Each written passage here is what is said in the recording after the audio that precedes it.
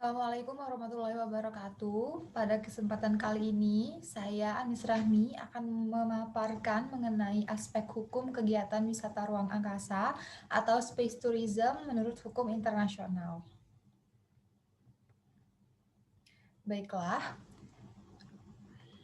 pada mulanya miliarder asal Amerika Serikat, yaitu Dennis Tito, pada tanggal 30 April tahun 2001, membuat sejarah dengan menjadi turis antariksa yang pertama di dunia. Wisata antariksa pada awalnya merupakan proyek pemerintah yang mulai ditawarkan bagi masyarakat sipil mulai tahun 2001 dan dengan biaya yang relatif mahal. Pada tahun 2001, Badan Antariksa Rusia menawarkan dengan harga 45 juta dolar.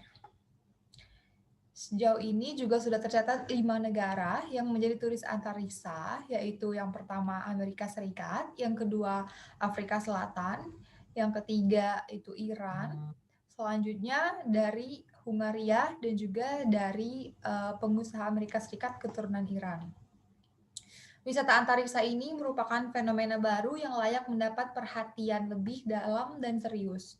Pada tahun 2003, pesawat Columbia mengalami kecelakaan yang menyebabkan kerusakan di permukaan bumi.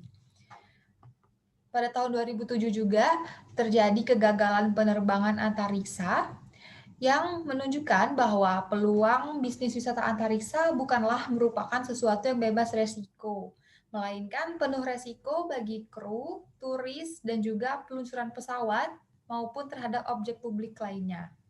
Selain itu, akan timbul permasalahan lain jika penerbangan wisata ruang angkasa mengalami kecelakaan. Apakah turis ruang angkasa dapat disamakan dengan astronot yang dianggap sebagai duta untuk luar angkasa dan juga mendapat perlindungan hukum dalam Space Treaty dan Rescue Agreement. Kali ini saya akan mengkaji mengenai perlindungan hukum terhadap awak pesawat angkasa dan aspek hukum yang terkait dengan wisata ruang angkasa.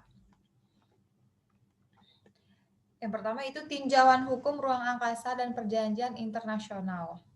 Sebelum membahas perlindungan awak hukum pesawat angkasa, perlu diketahui terlebih dahulu tinjauan mengenai hukum ruang angkasa dan juga penafsiran perjanjian internasional.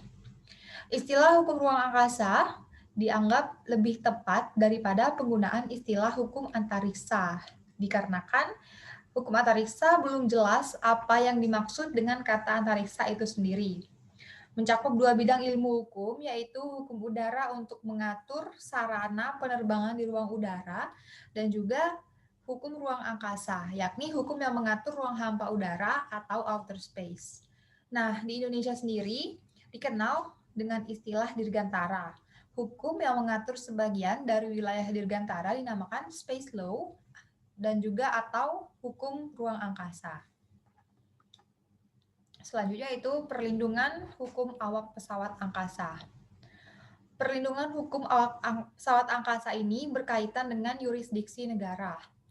Yurisdiksi merupakan refleksi dari prinsip dasar kedaulatan negara, persamaan derajat negara, dan juga prinsip tidak campur tangan suatu negara terhadap urusan domestik negara lainnya. Yurisdiksi merupakan manifestasi dari kedaulatan. Peranan astronot sebagai duta ke ruang angkasa sepanjang menaik keselamatan dan juga keselamatan diatur dalam Outer Space Treaty dan secara khusus dalam Review Agreement. Outer Space Treaty ini mengatur agar negara anggota segera membantu astronot yang berada dalam keadaan bahaya dan darurat untuk mendarat di wilayah negara pihak atau di laut lepas setelah berhasil mendarat, negara pihak harus segera mengembalikan kepada negara di mana pesawat angkasa tersebut didaftarkan. Selain itu juga, negara pihak perjanjian harus segera memberitahukan kepada negara lain atau Sekretaris Jenderal PBB jika menemukan kejadian di ruang angkasa, termasuk bulan dan benda langit lainnya yang membahayakan keselamatan atau kesehatan astronot. Jika terjadi pendaratan darurat, atau mungkin terjadi konflik yurisdiksi, yaitu negara di mana pesawat didaftarkan, negara di mana awak pesawat juga mempunyai kewarganegaraan, dan negara di mana pendaratan dilakukan. Dalam hal demikian, sesuai pasal 5 OST yang mempunyai yurisdiksi adalah negara adalah untuk mempercepat identifikasi. Di samping itu juga dengan penandaan pesawat. Awak pesawat angkasa perlu dilengkapi sertifikat yang ditulis dengan berbagai bahasa. Selanjutnya yaitu aspek hukum kegiatan wisata ruang angkasa. Ketentuan-ketentuan hukum yang berkaitan dengan komersialisasi ruang angkasa tidak terlepas dari ketentuan-ketentuan umum hukum ruang angkasa seperti Outer Space Treaty, Liability Convention, dan juga Rescue Agreement, baik secara langsung maupun tidak langsung. Di samping itu, tentu berlaku juga perjanjian-perjanjian khusus yang dibuat oleh pihak-pihak yang melakukan kegiatan komersial di ruang angkasa.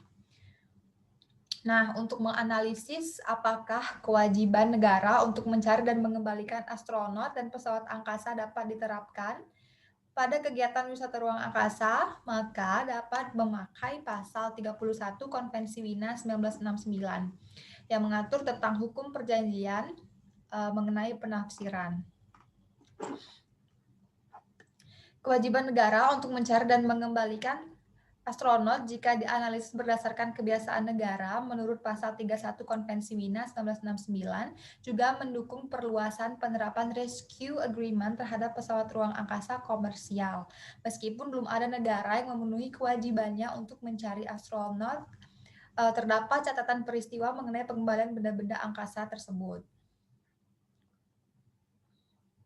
Sebenarnya keberadaan paket pariwisata ke antariksa ini mengundang perhatian berbagai pihak dan juga memberikan pengalaman yang sangat menarik. Nah, namun juga membawa resiko yang belum diatur secara khusus. Jadi saat ini pengaturannya itu masih mengacu pada ketentuan-ketentuan umum yang sudah ada dan berlaku seperti Space Treaty 1967 dan juga Rescue Agreement 1968 dan tentunya Registration Convention 1975.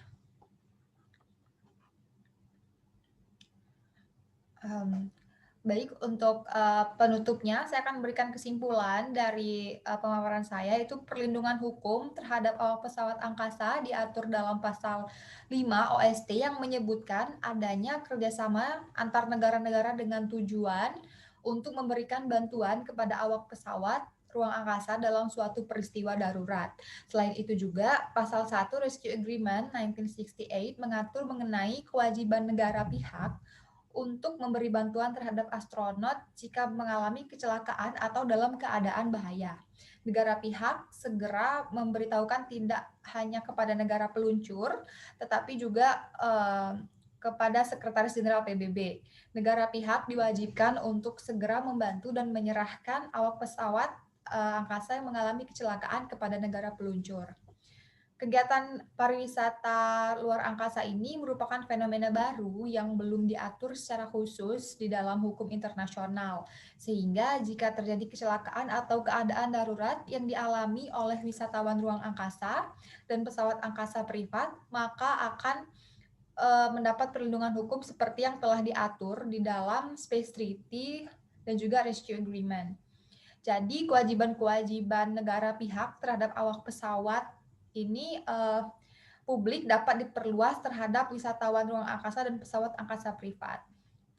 Nah, untuk saran dari saya yaitu berkembangnya kegiatan wisata ruang angkasa yang melibatkan pihak swasta, maka dari itu perlu segera dibuat perjanjian internasional yang secara khusus mengatur kegiatan wisata ruang angkasa dan juga kegiatan-kegiatan komersial lainnya di ruang angkasa agar tidak terjadi konflik dengan perjanjian-perjanjian internasional di bidang ruang angkasa yang telah ada. Terima kasih. Mungkin itu saja pemaparan dari saya. Wassalamualaikum warahmatullahi wabarakatuh.